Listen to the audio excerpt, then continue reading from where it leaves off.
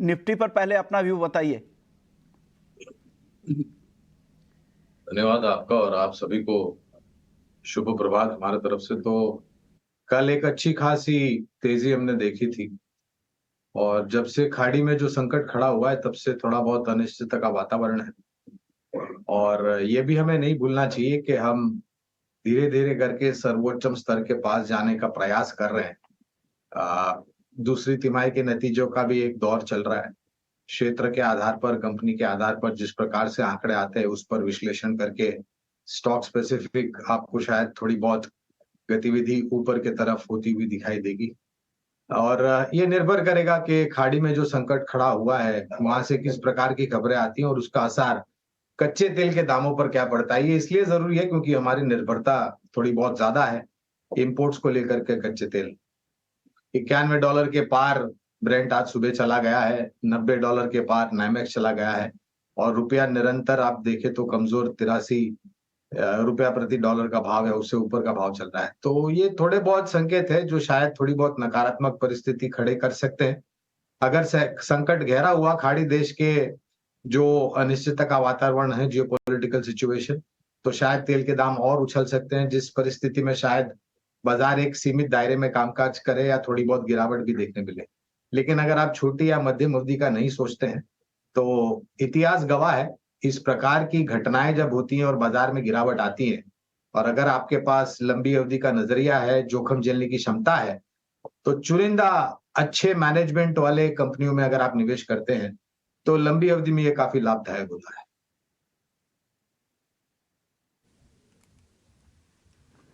Okay, ठीक है। तो ये है सलाह बाजार पर। आप हैं झारखंड से। ब्रजेश जी पूछिए, क्या सवाल है आपका? सर मैं बोल रहा हूँ, ये मेरे पास एसबीआई के सर 57 शेयर है 586 की खरीद पर। ओके और एक अमर राजा बैटरी है सर 642 की ओके खरीद पे 20 शेयर है। और सर एक क्वेश्चन और सर, आईसीआईसीआई बैंक है 30 शेयर सर 917 रुपए की खरीद पे। ओके। तीनों पे राय जानूंगा सर। ओके मैं 6-7 महीने का समय दे सकता हूँ सर। ओके 6 से 7 महीने का वक्त दे सकते हैं। एसबीआई, आईसीआईसीआई बैंक और अमरा राजा भारत तीनों। एसबीआई बैंक 586 रुपए पे गौरांग सर खरीद है इनकी। आईसीआईसीआई बैंक इन्होंने 917 रुपए पे लिया है और अमरा राजा बैटरी 642 रुपए पे। क्या करना चाहिए तीनों में ही? देखिए, जो समय सीमा ये बता रहे हैं, वो बहुत छोटी या मध्यम अवधि की समय सीमा है और हम तो सक्षम नहीं है इतनी छोटी अवधि के लिए टिप्पणी करने के लिए। लेकिन अगर ये समय सीमा को लेकर के परिवर्तन कर सकते हैं, यानी कि कम से कम 12-18 महीना अगर आप समय सीमा देते हैं और मैं इनको ये राय दूँगा ये इतना समय दें क्योंकि अभी-अभी ये साल के अंत तक आपको 5 राज्य के चुनाव होंगे और नतीजे आएँगे। अगले साल एक बहुत बड़ा चुनाव। तो इस परिस्थिति में बाजार थोड़ा बहुत उठापटक यानी कि वोलेटिलिटी जिसे हम कहते हैं, उस चीज़ से गुज़र सकता है। तो आपकी जो समय सीमा है वो पर्याप्त नहीं है। हालाँकि ये भी कहना चाहूँगा कि जो 3 शेयरों में आपने निवेश किया है, एसबीआई, अमरा राजा बैटरी और आईसीआईसीआई बैंक, ये तीनों ही कंपनियों के ऊपर बुनियादी तर्क के आधार पर लंबी अवधि के लिए हमारी निवेश की राय है।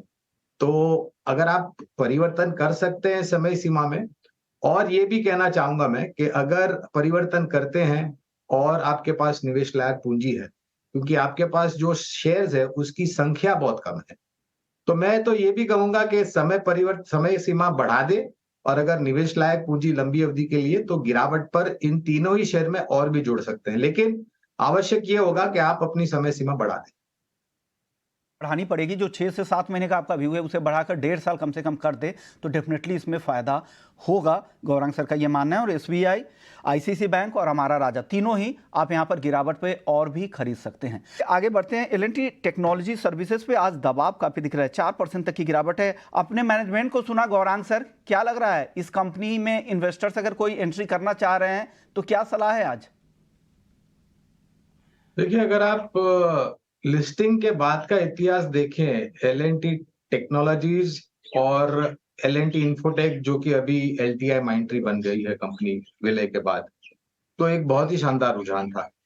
हमारी कुछ समय पहले खरीदारी की राय थी, लक्ष्यांक आने के बाद हमने फिर वो खरीदारी की राय थी उसमें बदलाव किया था और मुनाफ़ा वसूली या फिर बेचने की राय दी थी। फिलहाल कवरेज नहीं है क्योंकि हम थोड़ी बहुत समीक्षा कर रहे हैं कारोबार को लेकर के। नतीजे तो जिस प्रकार से आए और मैनेजमेंट की जो टिप्पणियां थी वो अभी हमने सुन ली है। लेकिन अगर आप मिड कैप आईटी में निवेश करना चाहते हैं तो हमारी राय में जो हमारी जो कवरेज है वो पर्सिस्टेंट सिस्टम्स, सायंत लिमिटेड, कोफोर्ज, केपीआईटी टेक और टाटा एलेक्साई, ये एलटीआई माइंट्री पर भी है लेकिन वो रिव्यू के अंडर चल रहा है अभी हाल फिलहाल। तो और अगर आप ये भी देखने जाए पिछले कई तिमाहियों के नतीजे अगर आप देखें तो मिड कैप आईटी ने ना तो सिर्फ बेहतर नतीजे लेकर के आए दिग्गज आईटी के मुकाबले, लेकिन निवेशकों की निवेश की गई पूंजी में बहुत अच्छी तरीके से वृद्धि भी की है जब हम तुलना करते हैं ये दोनों मापदंड पर। तो एल&टी टेक पर फिलहाल तो कोई राय नहीं है, लेकिन जो बाकी विकल्प हमने मिड कैप आईटी में बताए वहां पर हमारी कवरेज है। बिल्कुल। तो ये है एल&टी टेक पर आपके लिए राय। सवाल ले लेते हैं, ये व्हाट्सएप पर हमें आया उत्तर प्रदेश से लक्ष्मण जी का सवाल है। फेडरल बैंक 700 शेयर्स 132 पर इन्होंने लिया हुआ था। फेडरल बैंक के अभी कल ही कंपनी ने अपने नतीजे भी घोषित किए हैं, उसके बाद सपाट कारोबार रहा फेडरल बैंक के स्टॉक में। आज अगर देखें फेडरल बैंक में तो इस वक्त 147 के पास कारोबार कर रहा है, तो इनकी खरीद से तो ऊपर है।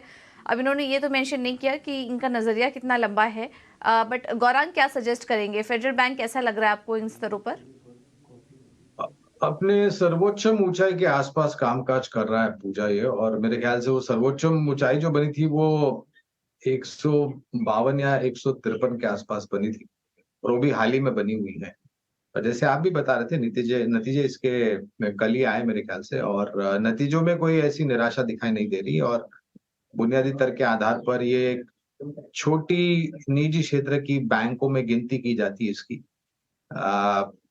ऐतिहासिक तौर पर ये दक्षिण भारत स्थापित बैंक एक समय पर हुआ करती थी, लेकिन नए शाखाएं को खोल करके इन्होंने अपने कदम वहां से और पूर्ण भारतवर्ष में बढ़ाने का प्रयास किया है, और उसमें वो काफी सफलता भी इन्होंने हासिल की है।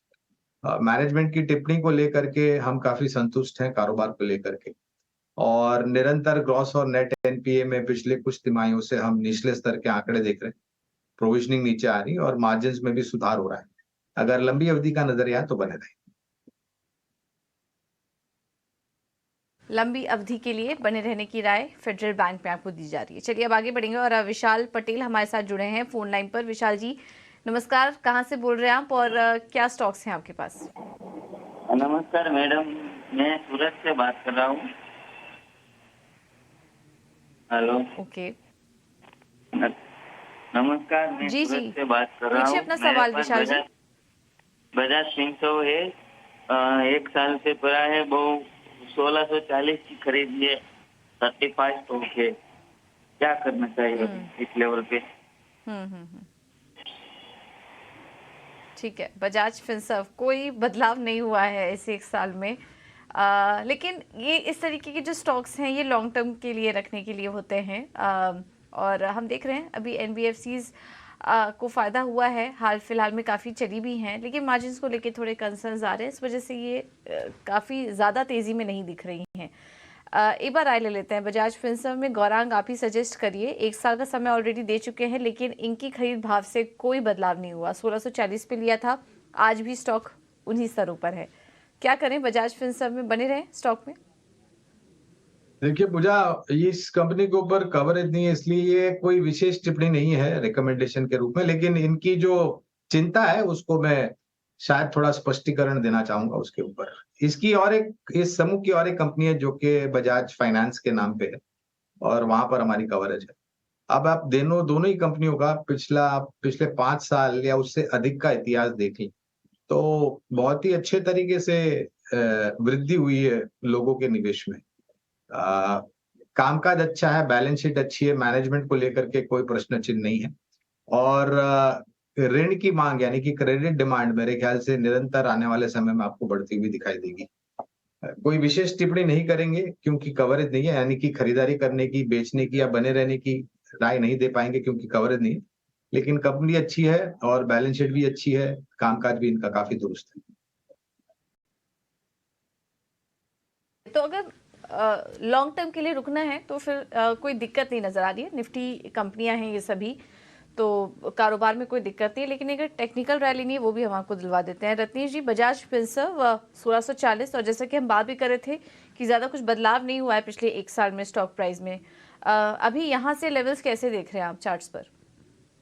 बजाज फिंसर्व देखिए तो अभी कंसोलिडेशन चल रहा है, अपने की एवरेजेस के साथ में ट्रेड कर रहा है। हालांकि थोड़ा सा उसको सप्लाई आ रहा है 1650 1660 जोन पे के थोड़ा सप्लाई है, तो मुझे ऐसा लगता है कि इसे कोई घबराने की बात नहीं है। ये निकलता है 1660 के ऊपर में, तो कहीं पे भी इनको 100 रुपए की वहां से देखने को मिलेगी, तो बिल्कुल बने रह सकता है। भी अगर इनको स्टॉप लॉस टेक्निकली देखें तो स्टॉप लॉस जरूर हम देते हैं, तो टेक्निकली स्टॉप लॉस है 1570 रुपए का यहाँ से स्टॉप लॉस आएगा।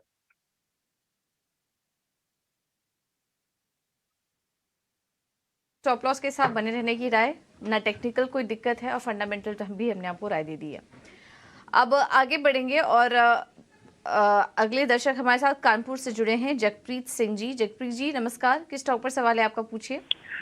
मैम फाइन ऑर्गेनिक्स पे है मेरे पास 40 शेयर्स है मैम, 4500 के उस पे लॉन्ग टर्म व्यू मैम चाहता हूँ कि I want to hold for next 10 years, तो और एवरेज कर सकते हैं किस उस पे कर सकते हैं। ओके, बिल्कुल। और मैं कैम्टार टेक पे भी मेरे को व्यू चाहिए, अभी मेरे पास है नहीं, बताया मैं उसमें फ्रेश एंट्री लेना चाहता हूँ लॉन्ग टर्म के लिए, तो कौन से उसमें एंट्री लेवल्स होंगे? एमटार टेक, ठीक है, चलिए दोनों पे आपको राय दिलवा देते हैं। सबसे पहले तो फाइन ऑर्गेनिक्स, गौरांग जी, फाइन ऑर्गेनिक्स जो हैं ये अगले 10 साल के लिए होल्ड कर सकते हैं। कुछ कॉन्फिडेंस मिल रहा होगा इनके यहाँ से। जगप्रीत जी, आप हमें सुन पा रहे हैं? ये फाइन ऑर्गेनिक्स को आपने क्यों चुना 10 सालों के लिए? मैम ये ओलियो केमिकल्स में लीडिंग प्लेयर है, तो इसीलिए मैंने इसको थोड़ा सा देखा था, और एफएमसीजी में भी इसकी काफी डिमांड है। अच्छा, इट्स अ ग्रोइंग मार्केट, या ठीक है, राइट। तो चलिए, अच्छी रिसर्च प्रॉपर पढ़ाई करके आपने इस स्टॉक का चुनाव किया है। गौरांग से एक बार फंडामेंटल राय लेंगे, लेकिन फाइन ऑर्गेनिक्स, गौरांग इन्होंने तो अपनी तरफ से पढ़ाई करके अच्छे से रिसर्च करके स्टॉक का चुनाव किया है, लेकिन अगले 10 सालों के लिए फाइन ऑर्गेनिक क्या आपको सही लग रही है? मिड कैप स्पेस की कंपनी है, या फिर कोई और स्टॉक आप इनको सुझाएंगे? क्योंकि अभी तो फिलहाल मुनाफे में है ये, मुनाफा लेकर निकल जाएं या फिर बने रहें लॉन्ग टर्म के लिए? पहले तो जगप्रीत सिंह जी की मैं सराहना करने चाहूंगा पूजा, जिस प्रकार से इन्होंने थोड़ा बहुत अभ्यास किया हुआ है और कंपनी के बारे में जानकारी लेकर के निवेश किया, और मैं उम्मीद रखता हूं कि जगप्रीत सिंह साहब जैसे कामकाज करते हैं, अभ्यास करके निवेश करते हैं, वैसे उसी तरीके से बाकी अन्य लंबी अवधि के निवेशक भी इस तरीके से कामकाज करें, ताकि उनको पता चले कि वो कौन सी कंपनी में निवेश कर रहे हैं, वो कंपनी क्या कर रही है, वगैरह वगैरह।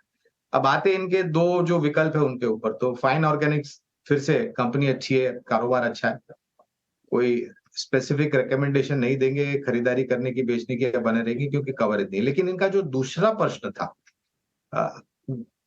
एमटार टेक्नोलॉजीज, ये बहुत ही बेहतरीन कंपनी इन्होंने पसंद की है। आईपीओ जब आया था पूजा, मुझे याद है हमारी कंपनी ने आईपीओ नोट द्वारा लंबी अवधि के लिए निवेश की राय दी थी एमटार टेक्नोलॉजीज में। वहां से अब ये 2500 के ऊपर 2600 के आसपास कामकाज कर रहा है।